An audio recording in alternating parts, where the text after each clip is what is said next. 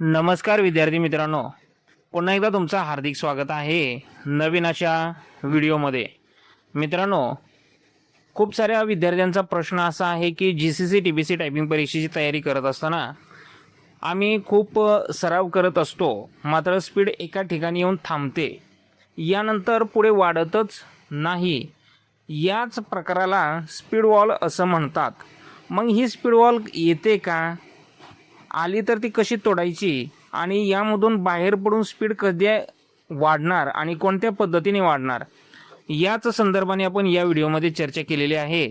त्यामुळेच मित्रांनो, हा व्हिडिओ शेवटपर्यंत पहा. चॅनलवरती पहिल्यांदाच आला असाल तर नक्कीच चॅनलला सबस्क्राईब करा आणि या व्हिडिओसाठी नक्कीच एक लाईक करा. हा व्हिडिओ नक्कीच तुमच्या मित्रांसोबत शेअर करा.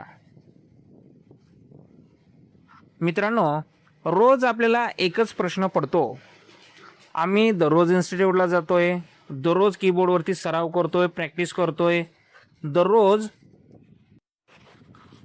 दररोज एकच प्रश्न आहे.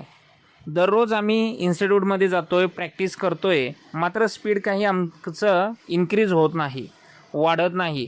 आमचा सोबतचा मित्र त्याचं स्पीड वाढलेलं आहे. आमच्या घरचे दररोज प्रश्न करतायत, शिक्षक प्रश्न करतायत, आज किती स्पीड आला, आज किती स्पीड आला. मात्र आम्ही एका मानसिकतेत अडकून पडलो आहे आणि आमचं स्पीड त्याच ठिकाणी अडकून पडलं आहे. दररोज 2-2 तास सरावसुद्धा करतो आहे, मात्र परिणाम अगदी शून्य आहे.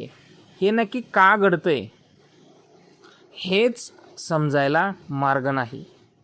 मित्रांनो, जर हे समजून घ्यायचं असेल स्पीड वॉल, तर मुळात आपल्याला टायपिंगची जर्नी काय आहे, स्पीड बिल्डिंग काय आहे, हे समजून घेणं गरजेचं आहे. आणि इथेच भरपूर विद्यार्थी चुकतात, गडबड करतात आणि परिणाम त्यांचं स्पीड बिल्ड होत नाही, बनत नाही. परिणामतः ते या क्षेत्रामधून बाहेर बाजूला येतात. मुळात ज्या दिवशी आपण इन्स्टिट्यूटमध्ये पहिल्या दिवशी टायपिंगसाठी जात असतो, आपण तिथल्या एन्व्हायरमेंटमध्ये गुंतून जातो. कसं काय, आपण कीबोर्डवरती बसतो, हात सेट करायला शिक्षक सांगत असतात, आपण बरोबर त्याच सूचनेला इग्नोर करतो आणि आपलं लक्ष पूर्ण त्या एन्व्हायरमेंटमध्ये असतं. तिथेच बाजूला असलेला दुसरा विद्यार्थी कटकट कटकट कीबोर्डवरती बोट चालवत असतो, तो पटपट टाईप करत असतो आणि आपलं पूर्ण लक्ष त्याच्याकडे असतं. शिक्षक काय सांगतायत याच्याकडे आपलं लक्ष नसतं. कदाचित त्यांनी योग्य पद्धतीने गायडन्स केलेला नसतो किंवा आपण कुठंतरी तो गायडन्स समजून घेतलेला नसतो. मुळात आपणच चुकीचं आहे किंवा ते शिक्षक चुकीचे आहेत अशातला भाग नाही. मात्र पहिल्याच दिवशीची गडबड आपल्या या सर्व कारणीभूत ठरते. आपण ते समजून न घेतल्यामुळे परिणाम असा होतो की आपल्यालाही वाटतं आपली स्पीड पटकन बसावी, पटकन यावी, आणि परिणाम आपण कुठेही त्या ॲक्युरेसीकडे लक्ष देत नाही, प्रॉपर लेसनकडे लक्ष देत नाही आणि आपण फक्त स्पीडमध्ये टाईप करायला पाहतो. परिणाम बॅकस्पेस वाढत जातात आणि एक वेळ येते अशी की आपलं स्पीड शून्यापासून सुरू झालेलं असतं, अगदी 10, 15, 20, 25 पर्यंत येऊन थांबतं. आता मात्र खरी कसोटीचा काळ चालू होतो, कारण 25 ते 30 किंवा 35 पर्यंत स्पीड बनायला खरी मेहनत लागते आणि आपण सुरुवातच चुकीची केलेली असल्यामुळे आपलं 25 नंतर स्पीड वाढत नाही, तिथेच येऊन थांबतं. मग आता जर असं घडलं असेल तुमच्या बाबतीत तर हे नॉर्मल आहे मित्रांनो, तुम्ही काही कमजोर नाही.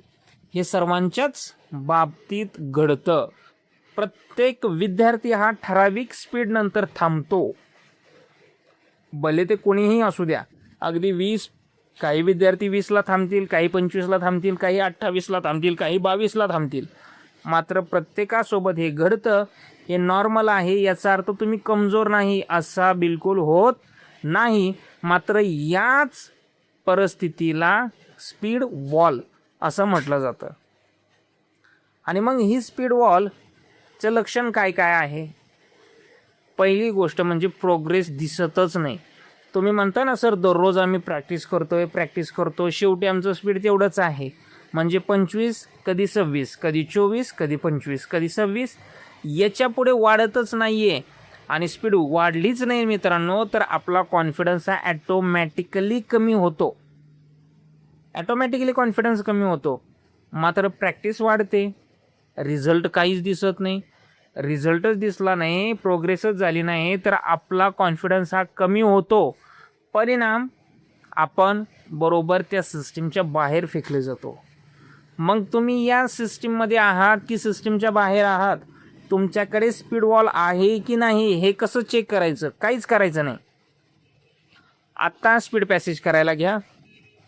आजचं स्पीड काय आहे चेक करा, कालचं स्पीड काय आहे चेक करा, आणि फरक जर तुमचा 0 पासून 2 पर्यंत आला, फॉर एक्झाम्पल कालचं स्पीड होतं 24, आजचं स्पीड आलं 25, आणि उद्याचं स्पीड जर तुमचं 26, 25, 26 ॲव्हरेज आलं तर स्पीड वॉल आहे.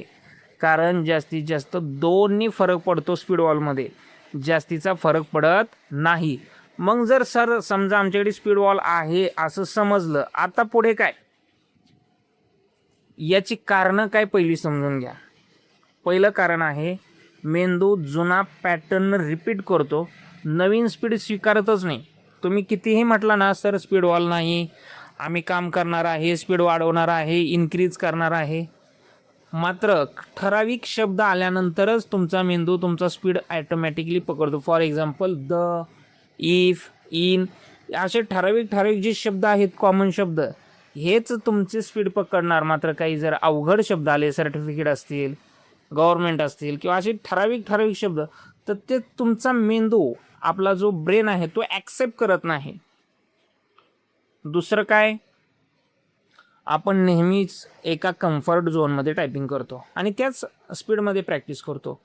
कारण आपण एक रिदम पकडलेला असतो आणि दररोज आपल्याला माहिती आहे, सकाळी 10ला यायचं, 11ला निघून जायचं, त्याच्यामध्ये 5-10 मिनटं टाईमपास करायचा, इकडं करायचं, ते करायचं. एका कम्फर्ट झोनमध्ये आपण प्रॅक्टिस करतो आणि त्याच कम्फर्ट झोनमध्ये हळूहळू ही स्पीड वॉल बनते. तिसरं कारण आहे याचं, मिस्टेकची भीती. आपण काय करतो, चुका टाळण्याचा प्रयत्न करतो. आपल्या मनामध्ये कुठेतरी घर केलेलं असतं आणि इन्स्टिट्यूटमध्ये सुद्धा सांगितलेलं असतं की बॅकस्पेस मारला की मार्क कट होणार. मुळात मार्क कट होत नाहीत, ही भीती काढून टाका. मात्र मिस्टेक कमी करा, हे गोष्ट ठीक आहे, पण याच्यामुळे होतं काय, स्लो टायपिंग सुरू होतं. स्लो टायपिंग करताना आपण एका कम्फर्ट झोनमध्ये जातो आणि एका कम्फर्ट झोनमध्ये गेल्यानंतर ॲटोमॅटिकली स्पीड वॉल बनते. तिला काही कुणी आमंत्रित करण्याची आवश्यकता पडत नाही. चौथी गोष्ट, आपण स्वतःचा प्रोग्रेस ट्रॅकच करत नाही. म्हणजे काय, आज माझा एवढा टार्गेट होता, एवढा कंप्लीट झाला, एवढी स्पीड आली, एवढं झालं, आपण काहीही टार्गेट ट्रॅक करत नाही, आपलं प्रोग्रेस ट्रॅक करत नाही, कोठेही कोणीही लिहून ठेवत नाही. दररोज तारीख, वार, आजचं स्पीड हे लिहून ठेवलं पाहिजे. बरोबर दररोज आपली इम्प्रूव्हमेंट दिसली पाहिजे. आणि जर हे स्वतःला दिसलं तरच आपली कुठेतरी ॲनालिसिस होईल, आणि ॲनालिसिस झाल्यानंतर ॲटोमॅटिकली आपली प्रोग्रेस दिसली तर ॲटोमॅटिकली आपला कॉन्फिडन्स हा वाढतो. मग ही ब्रेक कशी करणार स्पीड वॉल जर असेल तर सर्वात पहिली गोष्ट, तुम्हाला तुमचा करंट स्पीड पाहणं गरजेचं आहे. आत्ताचा तुमचा स्पीड किती आहे एक्झॅक्ट चेक करा. स्पीड वॉल किती आहे आजचंच तुम्ही चेक करा आणि मला कमेंट बॉक्समध्ये सांगा तुमचा आजचा स्पीड किती आहे. काही विद्यार्थ्यांचा 25, 26 काही असू द्या. आजचा स्पीड आत्ता सांगा आणि उद्याचा स्पीड सांगा, मग आपण ॲनालिसिस करूया. प्रत्येक विद्यार्थ्याचा मी ॲनालिसिस करून सांगतो तुम्ही स्पीड वॉलमध्ये आहात की नाही. आणि जर असाल तर काय करायचं, एक थोडासा पुश देण्याची गरज आहे, स्मॉल पुश देण्याची गरज आहे आणि स्वतःचा कॉन्फिडन्स कुठेतरी रिकवर करण्याची गरज आहे. यानी ॲटोमॅटिकली तुमचा स्पीड वॉल हा ब्रेक होणार आहे. मग कसा होणार आहे, फॉर एक्झाम्पल आताचा तुमचा जो स्पीड आहे हा 25 पर्यंत आहे, बरोबर आहे. जर तुम्ही प्रॅक्टिस चांगली केली तर 28 पर्यंत जातोय आणि तुम्ही प्रॅक्टिस सोडली तर तो 25 पर्यंत येतोय. याचा अर्थ तुम्ही स्पीड वॉलमध्ये आहात आणि मग याच्यासाठी तुम्हाला करंट प्रॅक्टिस करणे गरजेचं आहे, रेग्युलर प्रॅक्टिस करणे गरजेचं आहे. सर रेग्युलर करून सुद्धा आम्हाला रिझल्ट मिळत नाहीत. मग आता तुम्ही काय करायचं, पहिला रूल, दररोज छोटा गोल ठेवायचा, छोटं टार्गेट ठेवायचं. दररोज फक्त एका शब्द प्रति मिनिटनी स्पीड वाढलं पाहिजे. फार मोठं टार्गेट ठेवायचं नाही. बिलकुल नाही. आज 25 आहे ना, उद्या 26 एवढंच टार्गेट ठेवायचं. 27 आणि 28 बिलकुल नाही. कारण थेंबे थेंबे तळे साचे. अगदी छोटा छोटा प्रयत्न करायचा. पहिला रूल, फुल स्पीड द्यायचंच नाही, स्पीड द्यायचं नाही. एका शब्द प्रति मिनिट म्हणजे काय फार मोठी गोष्ट नाही आहे मित्रांनो. सहज होऊन जाते, सहज. याच्यासाठी फक्त स्वतःहून थोडासा पुश देण्याची गरज आहे. फुल स्पीडमध्ये रॉकेट पळवण्याची बिलकुल आवश्यकता नाही. याच्यामध्ये काय करायचं, पहिल्या दिवशी एकदम नॉर्मली टाईप करायचं, दुसऱ्या दिवशी थोडासा पुश द्यायचा आणि तिसऱ्या दिवशी याच पद्धतीने थोडा थोडा थोडा पुश द्यायचा. मग यामध्ये करायचं काय, आपण पूर्णपणे थांबवायचं. काय, कीबोर्डकडे पाहणं पूर्ण थांबवायचं. दुसऱ्या विद्यार्थ्यांकडे पाहणं सुद्धा सोडून द्यायचं. आपल्याला सवय आहे, शेजारचा मित्र काय करतोय, दुसरा विद्यार्थी काय करतोय, त्याचं स्पीड काय आहे, स्वतःला ट्रॅक करा. एवढंच करा, स्वतःला ट्रॅक करा. आपण कुठे आहोत आणि कुठं जायचं आणि आता कसं जावं लागेल.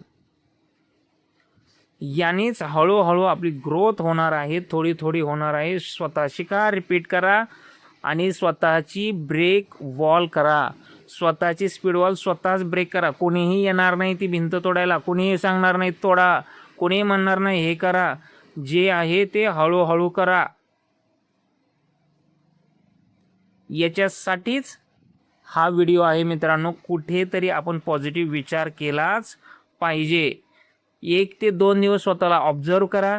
3 ते 4 दिवस स्वतःला जेवढं शक्य तेवढा पुश करा आणि यानंतर स्वतःचंच मेजरमेंट करा. एवढं लक्षात ठेवा, स्पीड कधीही अचानक वाढत नाही. ती स्वतःहून बिल्ड करावी लागते, ती बनवावी लागते. याच्यासाठी कुठेतरी ॲक्युरेसीला आपल्याला पकडावं लागतं. या गोष्टी सहज साध्य होत नाहीत, एका दिवसात 2 दिवसात येणाऱ्या नाहीत, हळूहळू येणार आहेत. त्यामुळेच पुढील व्हिडिओ नक्कीच पहा, कारण पुढील व्हिडिओमध्ये आपण सांगणार आहे 20 वरून 30 वरती कसं जायचं, ॲक्युरेसी कशी येणार आहेत. कुठेतरी या सर्व गोष्टी तुम्हाला एका प्लेलिस्टमध्ये पाहाव्या लागतील. म्हणूनच आजच आपल्या चॅनलला सबस्क्राईब करा. अधिक माहितीसाठी तुम्ही आपला जॉईनसुद्धा करू शकता मेंबरशिप, कारण या मेंबरशिपमध्ये तुम्हाला कम्प्युटर फंडामेंटलची पूर्ण सिरीज पाहायला मिळेल. यामध्येच तुम्हाला MCQ खूप साऱ्या मिळतील. प्रत्येक विषयाच्या 1,500 MCQ आहेत मित्रांनो. त्याच्याबरोबर मागील 4 परीक्षांचे स्पीड पॅसेज दिलेले आहेत आणि अधिक सरावासाठी 100 स्पीड पॅसेज दिलेले आहेत.